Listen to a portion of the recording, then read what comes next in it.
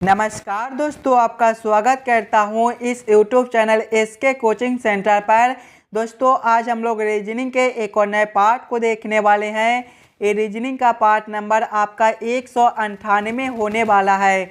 अगर आप लोग इससे पहले वाले पार्ट नहीं देखे होंगे तो ज़रूर जाकर देख लीजिएगा। इस पार्ट के अंदर आज हम लोग रीजनिंग के 15 अलग अलग प्रकार के अलग अलग पार्ट से इम्पोर्टेंट प्रश्न को देखने वाले हैं, जो कि आपको आने वाले आगामी सभी परीक्षाओं के लिए काफ़ी इम्पोर्टेंट होने वाला है।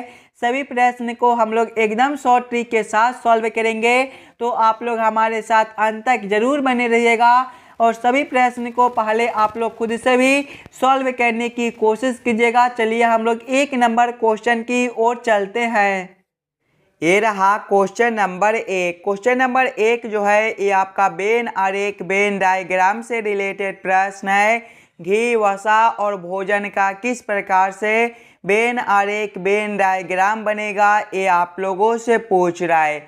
जब भी आपको इस प्रकार के वेन आरेख वेन डायग्राम से रिलेटेड प्रश्न देखने को मिले तो सबसे पहले आप लोग सभी शब्दों को ध्यान से देखिएगा और समझने की कोशिश कीजिएगा ये सभी शब्दों में कौन शब्द किसके साथ संबंधित है, किसके अंदर हम लोग किसको रख सकते हैं। अगर आप लोग ध्यान से देखिएगा तो भोजन के अंदर ही आपका वसा होता है और वसा के अंदर ही आपका घी होता है। यानी कि सबसे पहले हम लोग भोजन के लिए एक गोला बना लेंगे। भोजन के अंदर जो है वो आपका वसा हो जाएगा और वसा के अंदर जो है वो आपका घी हो जाएगा। इसका वेन आरेख वेन डायग्राम आपका कुछ इस प्रकार से बनेगा। इस प्रकार का वेन आरेख वेन डायग्राम आपका ऑप्शन नंबर ए में दिया हुआ है, जो कि आपका सही उत्तर हो जाएगा। चलिए अगले प्रश्न की ओर हम लोग चलेंगे, क्वेश्चन नंबर 2 की ओर।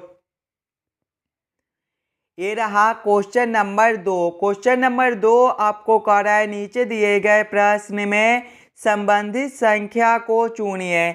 इस बार आपको संबंधित संख्या चुनने के लिए बोला जा रहा है।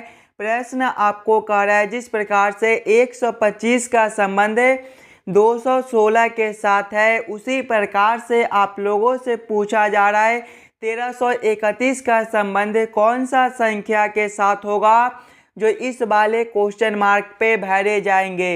ये जो प्रश्न है ये आपका नंबर एनालॉजी रीजनिंग का प्रश्न है। और जब भी आपको इस प्रकार के प्रश्न एग्जाम में देखने को मिले तो सबसे पहले आप लोग ये समझने की कोशिश कीजिएगा 125 से आपका यहाँ पर 216 किस प्रकार से लिखा हुआ है।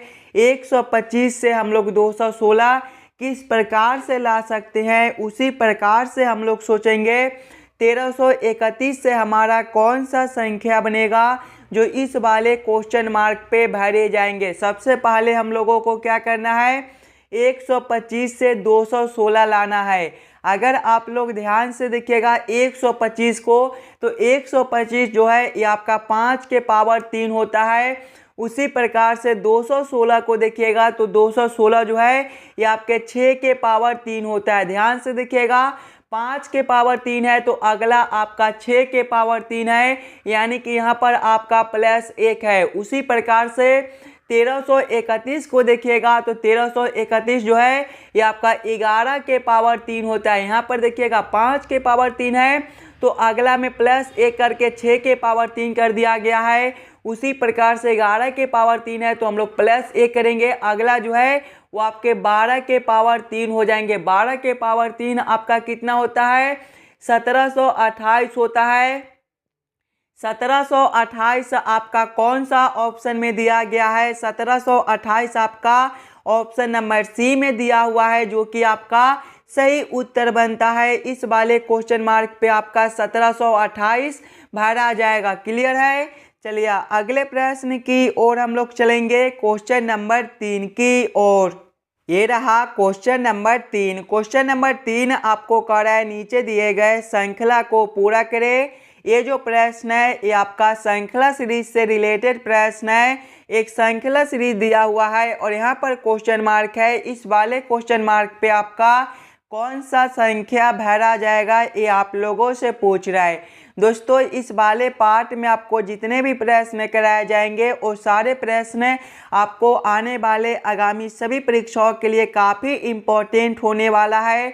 तो सभी प्रश्न को पहले आप लोग खुद से ज़रूर सॉल्व करने की कोशिश कीजिएगा। जब भी आपको इस प्रकार के श्रृंखला सीरीज से रिलेटेड प्रश्न देखने को मिले तो सबसे पहले आप लोग श्रृंखला को ध्यान से देखिएगा।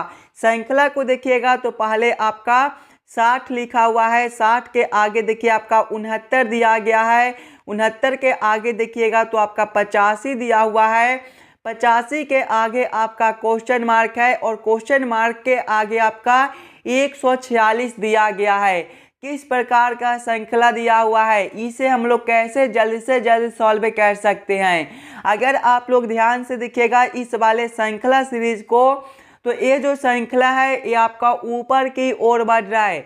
और जब भी आपको इस प्रकार के श्रृंखला देखने को मिले तो सबसे पहले हम लोग अंतर को देखेंगे। 60 से 69 आपका किस प्रकार से लिखा हुआ है। अगर हम लोग 60 प्लस करते हैं 9 तो ये आपका 69 हो जाएगा। आगे देखिएगा 69 से आपका 85 है, 69 प्लस 16 जो है ये आपका 85 होता है और आगे आपका क्वेश्चन मार्क है। ध्यान से देखिएगा अंतर को तो +9 का है, +16 का है। 9 आपका क्या होता है, 3 का स्क्वायर होता है। 16 को देखिएगा तो ये आपका 4 का स्क्वायर होता है और आगे आपका क्वेश्चन मार्क है। 3 का स्क्वायर है, 4 का स्क्वायर है, यानी कि अगला जो है वो आपका 5 का स्क्वायर हो जाएगा। 5 का स्क्वायर जो है वो आपका 25 बनता है, यानी कि अगला अंतर जो है वो आपका +25 का हो जाएगा। 85 + 25 आपका कितना होता है, 85 + 25 जो है ये आपका 110 होता है, यानी कि इस वाले क्वेश्चन मार्क पे आपका 110 भरा जाएगा। 110 से आगे देखिएगा तो आपका 146 लिखा हुआ है। यहाँ पर आपका +36 का अंतर है। 36 जो है ये आपका 6 का स्क्वायर है। देखिए 5 का स्क्वायर तो अगला आपका 6 का स्क्वायर दिया हुआ है, यानी कि इस वाले क्वेश्चन मार्क पे आपका 110 भरा जाएगा। 110 आपका ऑप्शन नंबर ए में दिया हुआ है, जो कि आपका सही उत्तर बनता है। चलिए अगले प्रश्न की ओर हम लोग चलेंगे, क्वेश्चन नंबर 4 की ओर। ये रहा क्वेश्चन नंबर 4। क्वेश्चन नंबर 4 आपको कह रहा है निम्नलिखित आकृति में कितने त्रिभुज है। यहाँ पर आपका एक आकृति दिया हुआ है। इस वाले आकृति में टोटल कितने ट्रायंगल त्रिभुज बनते हैं ये आप लोगों से पूछ रहा है। सबसे पहले आप लोग वीडियो को रोककर खुद से ज़रूर काउंटिंग करने की कोशिश कीजिएगा। इस वाले आकृति में टोटल कितना ट्रायंगल त्रिभुज बनता है। सबसे पहले आप लोग इस वाले आकृति में छोटे छोटे त्रिभुज को काउंटिंग कर लीजिएगा। ध्यान से देखिएगा तो सबसे पहला त्रिभुज आपका ए हो जाएगा, दूसरा आपका ए बनता है, तीसरा जो है वो आपका यहाँ से लेकर यहाँ तक ए जो है ये आपका तीसरा त्रिभुज हो जाएगा, चौथा आपका ए बनेगा, पांचवा आपका ए हो जाएगा, छठा जो है वो आपका यहाँ से लेकर यहाँ तक एक बनता है, ये जो है ये आपका छठा हो जाएगा, सातवां आपका ए हो जाएगा, आठवां आपका ए बनता है और नौवां जो है ये आपका ए हो जाएगा। ध्यान से देखिएगा तो इसमें अभी और त्रिभुज बनते हैं। 10वें को देखिएगा तो 10वां जो है वो आपका यहाँ से लेकर यहाँ तक एक बनता है, ये जो है ये आपके 10वें हो जाएंगे। देखिए 10वां जो है वो आपके यहाँ से लेकर यहाँ तक एक बनते हैं।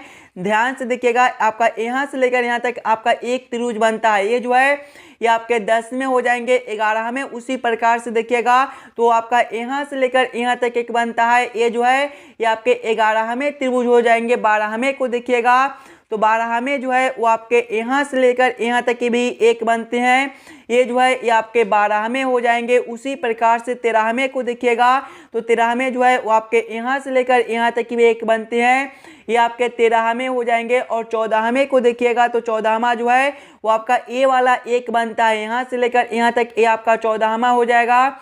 उसी प्रकार से 15वां आपका यहाँ से लेकर यहाँ तक एक बनता है। और 16वें को देखिएगा तो सबसे बड़ा वाला यानी कि यहाँ से लेकर यहाँ तक भी आपका एक त्रिभुज बनता है, ये जो है ये आपका 16वां हो जाएगा।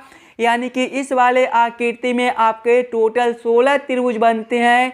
16 आपका ऑप्शन नंबर ए में दिया हुआ है, जो कि आपका सही उत्तर बनता है। इस वाले आकृति में आपके टोटल 16 ट्रायंगल त्रिभुज बनते हैं। चलिए अगले प्रश्न की ओर हम लोग चलेंगे, क्वेश्चन नंबर 5 की ओर। ये रहा क्वेश्चन नंबर 5। क्वेश्चन नंबर 5 आपको कह रहा है नीचे दिए गए प्रश्न में लुप्त संख्या ज्ञात करें। इस बार आपको मिसिंग नंबर से रिलेटेड प्रश्न दिया गया है। यहाँ पर आपका क्वेश्चन मार्क है।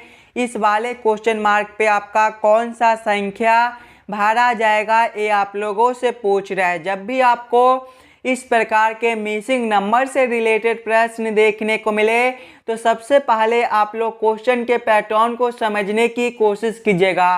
अगर आप लोग ध्यान से देखिएगा प्रश्न को तो नीचे की ओर से देखिए आपका बड़ा बड़ा संख्या दिया गया है, 49 है, 52 है और 25 है। जब भी आपको इस प्रकार के मिसिंग नंबर से रिलेटेड प्रश्न देखने को मिले तो ऐसे प्रश्न को सबसे पहले हम लोग इस लाइन से सॉल्व करने की कोशिश करेंगे। सबसे पहले हम लोग ये समझने की कोशिश करेंगे 9, 5 और 6 से यहाँ पर 49 किस प्रकार से लिखा हुआ है। 9, 5 और 6 से हम लोग 49 किस प्रकार से ला सकते हैं। सभी बच्चे अपना दिमाग लगाइएगा। ये तीनों संख्या से हम लोग 49 किस प्रकार से ला सकते हैं। अगर आप लोग ध्यान से देखिएगा तो पहला संख्या गुना करते हैं तीसरा संख्या यानी कि 9 गुना अगर हम लोग 6 करते हैं तो ये आपका 54 होता है। माइनस करते हैं दूसरा संख्या आपका 5 है। 54 माइनस 5 जो है ये आपका 49 होता है। आगे वही सेम करेंगे, पहला संख्या गुना करेंगे तीसरा संख्या, पहला संख्या 7 है, तीसरा संख्या 8 है। 7 गुना 8 जो है ये आपका 56 होता है। माइनस करेंगे दूसरा संख्या 4 है। 56 माइनस 4 जो है ये आपका 52 होता है। देखिएगा नीचे वाला संख्या आपका 52 दिया गया है। यानी कि इसी प्रकार से इस वाले प्रश्न को हम लोग सॉल्व कर सकते हैं। तो वही सेम हम लोग आगे करेंगे। सबसे पहले हम लोग पहला संख्या गुना करेंगे तीसरा संख्या। यहाँ पर देखिएगा तो पहला संख्या आपका 4 है और दूसरा संख्या आपका 3 दिया गया है और तीसरा संख्या क्वेश्चन मार्क है और नीचे वाला संख्या आपका 25 दिया गया है। सभी में हम लोग क्या किए थे कि पहला संख्या गुना किए थे तीसरा संख्या और माइनस दूसरा संख्या और नीचे वाला संख्या यहाँ पर देखिए 25 दिया गया है। यानी कि जब हम लोग 25 प्लस करेंगे 3 तो ये आपका 28 हो जाएगा। यानी कि 4 में हम लोग कौन से संख्या से गुना करें ताकि हमारा 28 बन जाए। अगर हम लोग 4 गुना 7 करते हैं तो ये आपका 28 हो जाता है। यानी कि पहला संख्या 4 गुना करेंगे तीसरा संख्या 7, 4 गुना 7 जो है ये आपका 28 होता है। सभी में क्या किए थे, पहला संख्या गुना तीसरा संख्या माइनस दूसरा संख्या 3 है। 28 माइनस 3 जो है ये आपका 25 होता है। देखिएगा नीचे वाला संख्या आपका 25 दिया गया है। यानी कि इस वाले क्वेश्चन मार्क पे आपका 7 भरा जाएगा। 7 आपका ऑप्शन नंबर ए में दिया हुआ है जो कि आपका सही उत्तर बनता है। दोस्तों चलिए अगले प्रश्न की ओर हम लोग चलेंगे, क्वेश्चन नंबर 6 की ओर। ये रहा क्वेश्चन नंबर 6। क्वेश्चन नंबर 6 आपको कह रहा है 27 सितंबर को शनिवार है, उसी वर्ष 27 अक्टूबर को कौन सा दिन होगा, ये आप लोगों से पूछ रहा है। ये जो प्रश्न है ये आपका कैलेंडर से रिलेटेड प्रश्न है और एकदम आसान सा प्रश्न है। थोड़ा सा दिमाग लगाइएगा तो इस वाले प्रश्न को आप लोग आसानी के साथ सॉल्व कर पाइएगा। देखिए प्रश्न पहले आप लोगों को कह रहा है कि 27 सितंबर को कौन सा दिन है, 27 सितंबर को शनिवार दिन है और आप लोगों से पूछ रहा है 27 अक्टूबर को कौन सा दिन होगा। जब भी आपको इस प्रकार के कैलेंडर से रिलेटेड प्रश्न देखने को मिले तो सबसे पहले आप लोग 27 सितंबर से लेकर 27 अक्टूबर के बीच के दिन को निकाल लीजिएगा। ध्यान से देखिएगा तो पहले आपका 27 सितंबर दिया गया है।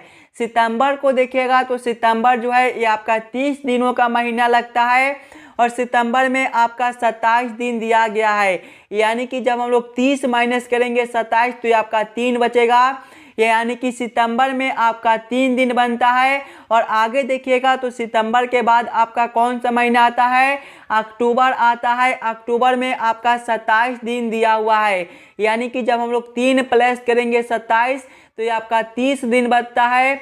यानी कि 27 सितंबर को शनिवार दिन है और आप लोगों से 30 दिन बाद पूछ रहा है कि कौन सा दिन होगा। तो इस 30 में हम लोग क्या करेंगे कि 7 से भाग कर देंगे। 7 से हम लोग इसलिए भाग करेंगे, सप्ताह हमारे 7 दिन के होते हैं। 7 दिन के बाद जो है वो दिन आपके फिर से आ जाते हैं। जब हम लोग 30 में 7 से भाग करेंगे तो 7 चक 28 हो जाएगा। शेष जो है ये आपका 2 बनेगा। यही आपका सही उत्तर हो जाएगा। शेष को अब हम लोग क्या करेंगे कि 27 सितंबर को कौन सा दिन था, शनिवार था, तो शनिवार प्लस 2 करेंगे। शनिवार प्लस 2 जो है वो आपका सोमवार दिन बनता है। सोमवार आपका ऑप्शन नंबर डी में दिया हुआ है, जो कि आपका सही उत्तर बनता है। चलिए अगले प्रश्न की ओर हम लोग चलेंगे, क्वेश्चन नंबर 7 की ओर।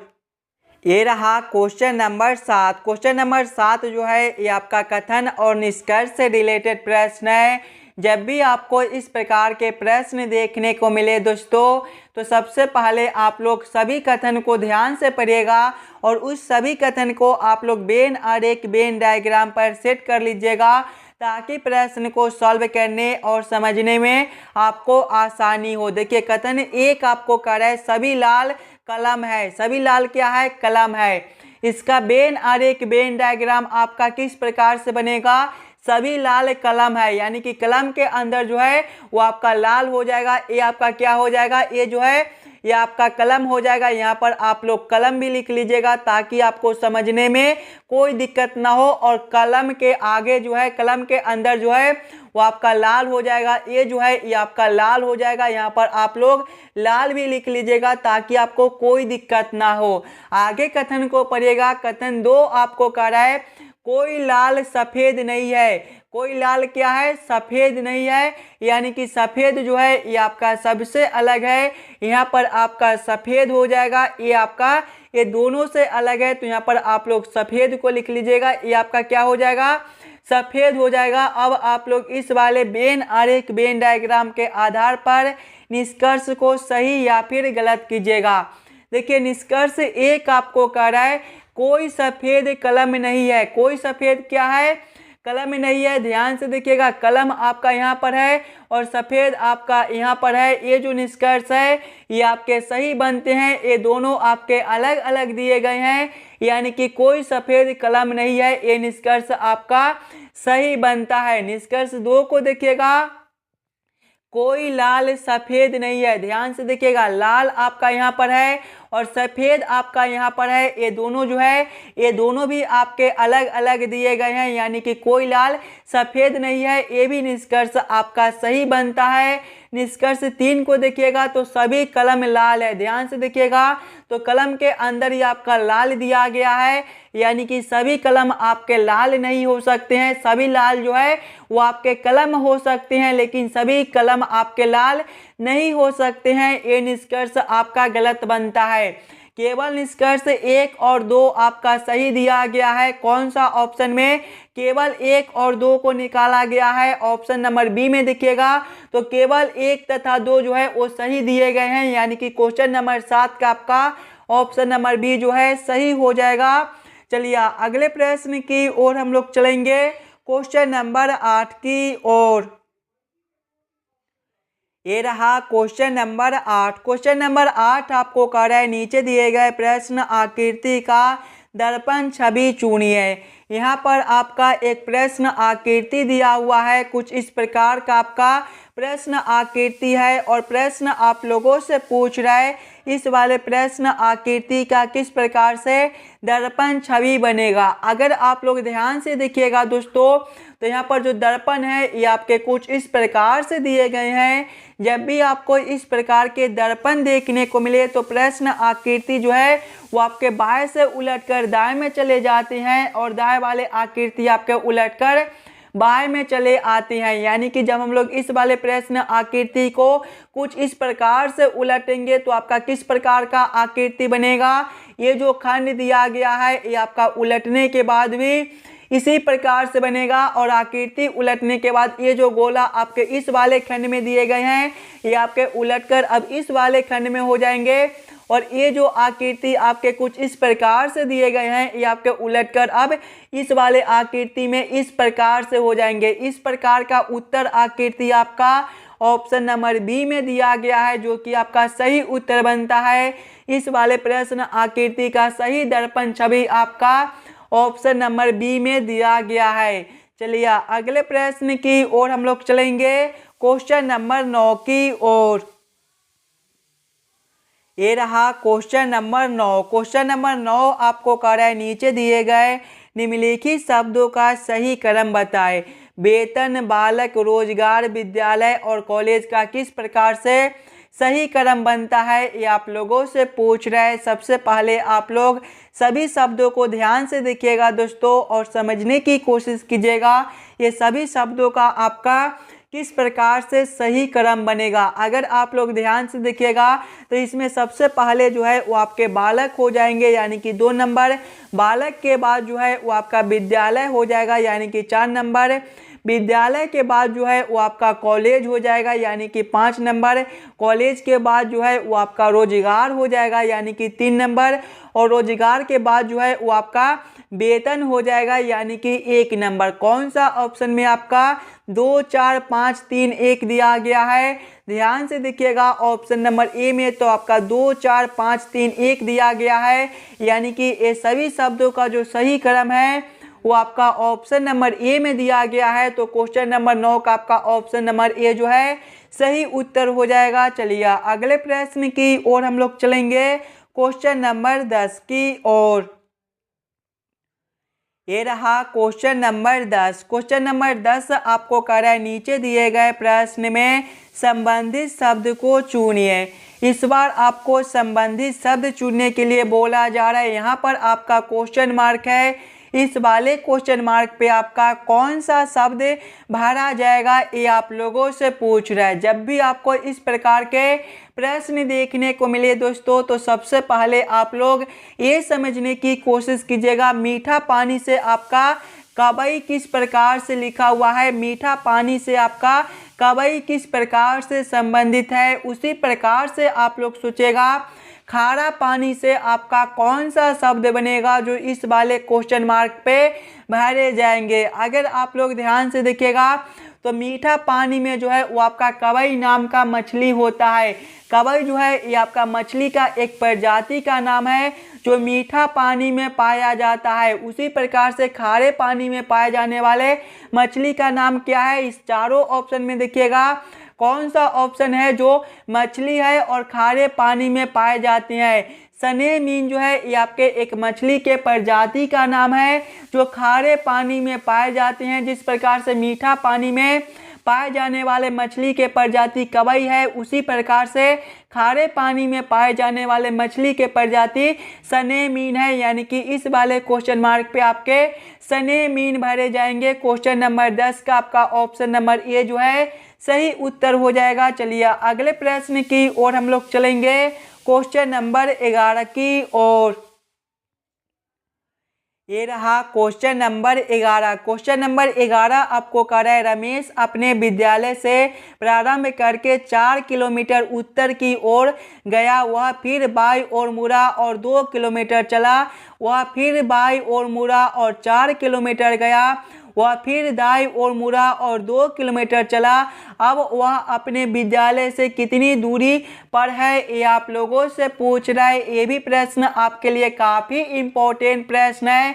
और जब भी आपको इस प्रकार के प्रश्न देखने को मिले दोस्तों तो सबसे पहले आप लोग ये याद कर लीजिएगा दिशा में जो है वो आपके पूरब ए वाले दिशा होती हैं, पश्चिम आपका ए वाला दिशा होता है, उत्तर आपका ऊपर की ओर होता है और दक्षिण जो है वो आपका नीचे की ओर होता है। अब आप लोग प्रश्न को ध्यान से पढ़िएगा और समझने की कोशिश कीजिएगा। देखिए प्रश्न पहले आपको कह रहा है रमेश अपने विद्यालय से प्रारंभ करके 4 किलोमीटर उत्तर की ओर गया।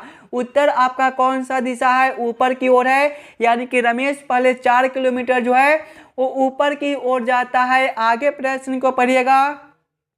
वह फिर बाई ओर मुड़ा और 2 किलोमीटर चला। जब यहाँ से वह बाई ओर मुड़ेगा तो इसका दिशा जो है ए वाला हो जाएगा। इस वाले दिशा में वह 2 किलोमीटर जाता है। आगे प्रश्न को पढ़िएगा। वह फिर बाई ओर मुड़ा और 4 किलोमीटर गया। जब यहाँ से वह बाई ओर मुड़ेगा तो इसका दिशा जो है वो नीचे की ओर हो जाएगा। यानी कि दक्षिण दिशा में वह फिर से 4 किलोमीटर चलता है। आगे प्रश्न को पढ़िएगा। वह फिर दाईं ओर मुड़ा और 2 किलोमीटर चला। जब यहाँ से वह दाईं ओर मुड़ेगा तो इसका दिशा जो है वो पश्चिम की ओर हो जाएगा। यानी कि पश्चिम दिशा में वह 2 किलोमीटर चलता है। आगे प्रश्न को पढ़िएगा। आगे प्रश्न आपको कह रहा है वह अपने विद्यालय से कितनी दूरी पर है। देखिएगा उसका विद्यालय यहाँ पर है और वह यहाँ तक चलकर आया है, यहाँ से लेकर यहाँ तक का दूरी आप लोगों से पूछ रहा है। अगर आप लोग ध्यान से देखिएगा तो यहाँ से लेकर यहाँ तक का जो दूरी है वो आपका 2 किलोमीटर है और यहाँ से लेकर यहाँ तक का दूरी देखिए ऊपर आपका 2 किलोमीटर दिया हुआ है, यानी कि नीचे भी आपका 2 किलोमीटर ही बनेगा। 2 + 2 जो है ये आपके 4 किलोमीटर होते हैं। 4 किलोमीटर आपका कौन सा ऑप्शन में दिया गया है, देखिएगा 4 किलोमीटर आपका ऑप्शन नंबर डी में दिया हुआ है, जो कि आपका सही उत्तर बनता है। चलिए अगले प्रश्न की ओर हम लोग चलेंगे, क्वेश्चन नंबर 12 की ओर। ये रहा क्वेश्चन नंबर 12। क्वेश्चन नंबर 12 आपको कह रहा है नीचे दिए गए प्रश्न आकृति कौन सा उत्तर आकृति में निर्मित है। यहाँ पर आपका एक प्रश्न आकृति दिया हुआ है, कुछ इस प्रकार का आपका प्रश्न आकृति है और प्रश्न आप लोगों से पूछ रहा है इस प्रकार के प्रश्न आकृति कौन सा उत्तर आकृति में दिया गया है। सबसे पहले दोस्तों आप लोग ये समझने की कोशिश कीजिएगा इस प्रकार के प्रश्न आकृति आपका कौन सा उत्तर आकृति में दिया गया है। अगर आप लोग ध्यान से देखिएगा ऑप्शन नंबर सी में, तो सबसे पहले जो है ये आपके कुछ इस प्रकार से आकृति दिए गए हैं। ध्यान से देखिएगा तो यहाँ पर आपके कुछ इस प्रकार के जो है वो आपके आकृति बनते हैं, यानी कि ये जो प्रश्न आकृति है ये आपका ऑप्शन नंबर सी में दिया गया है। तो क्वेश्चन नंबर 12 का आपका ऑप्शन नंबर सी जो है सही उत्तर हो जाएगा। चलिए अगले प्रश्न की ओर हम लोग चलेंगे, क्वेश्चन नंबर 13 की ओर। ये रहा क्वेश्चन नंबर 13। क्वेश्चन नंबर 13 आपको कह रहा है नीचे दिए गए प्रश्न में विषम शब्द को पहचान करें।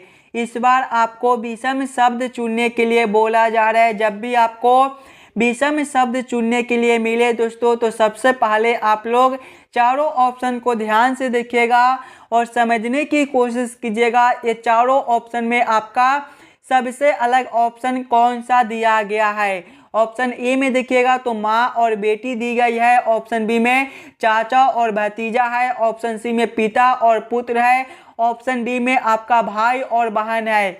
एकदम आसान सा प्रश्न है, थोड़ा सा दिमाग लगाइएगा तो इस वाले प्रश्न को आप लोग आसानी के साथ सॉल्व कर पाइएगा।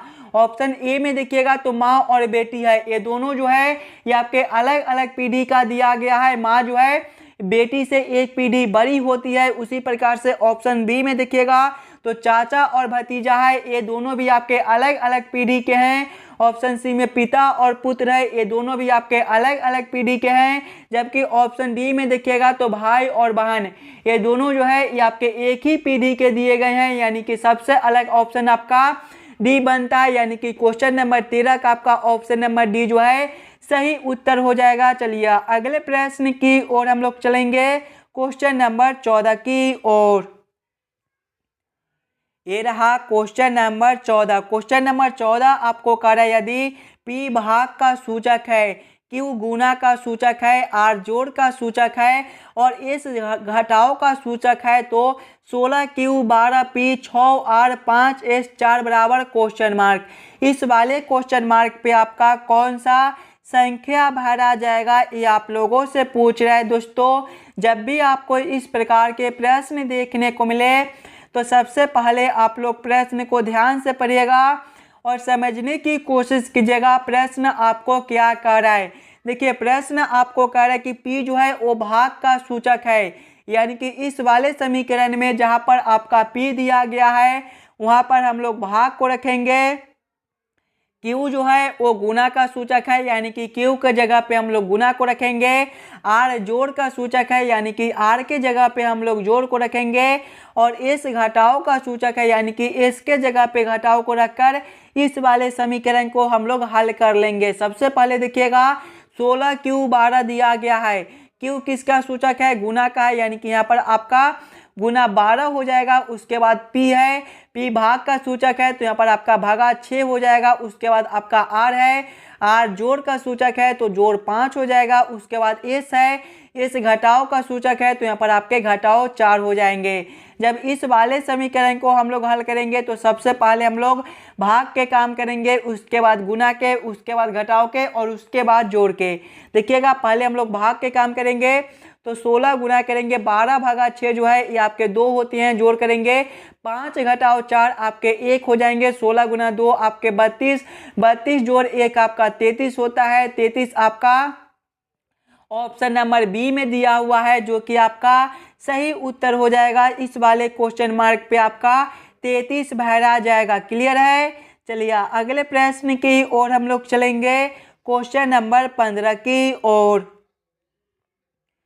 ये रहा क्वेश्चन नंबर 15 और ये जो प्रश्न है ये आपके होमवर्क के तौर पे छोड़े जाते हैं। एकदम आसान सा प्रश्न है, थोड़ा सा दिमाग लगाइएगा तो इस वाले प्रश्न को आप लोग एकदम आसानी के साथ सॉल्व कर पाइएगा। और जितने बच्चे इस वाले YouTube चैनल पर नए हो, चैनल को सब्सक्राइब और वीडियो को लाइक जरूर करके जाइएगा। अगर आपको किसी भी प्रश्न में कहीं पर भी कोई दिक्कत हो तो हमें वो भी कमेंट कर दीजिएगा। और आप लोग हमें एक बार ये जरूर कमेंट करके बताइएगा कि आज के 15 प्रश्न में से आप लोग कितने प्रश्न को खुद से जरूर सॉल्व किए हो और इस वाले प्रश्न को आप लोग आंसर जरूर कमेंट कीजिएगा। चलिए हम लोग मिलते हैं आपसे अगले वीडियो में। धन्यवाद।